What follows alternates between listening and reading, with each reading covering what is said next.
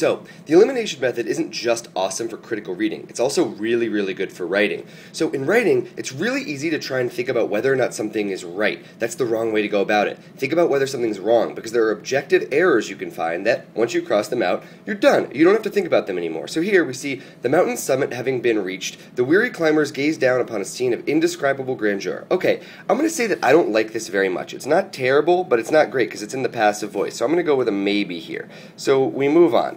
Next up we have the summit of the mountain being reached. The summit of the mountain being reached, way too passive, extremely bizarre. So, and it's also the wrong tense. So, at the mountain summit, when they reached it, the weary climbers gazed down upon a scene. Okay, wrong tense. When they reached it is wrong. Next up, when they reached the mountain summit, the weary climbers gazed down upon a scene of indescribable grandeur. Okay, this is much better. There's nothing wrong with this that I can see. So now we go on and we see when having reached. Okay, come on. We don't even need to keep reading this. So now it's between when they reached the mountain summit, the weary climbers, or the mountain summit having been reached. So the thing is that when they reach the mountain summit describes the weary climbers. It's a better sentence structure, so compared to A, which is passive, and which has a descriptive clause that doesn't describe the thing coming after the comma, D is by far better, just because A is more wrong. We go with D, and we are done. And that's elimination at work.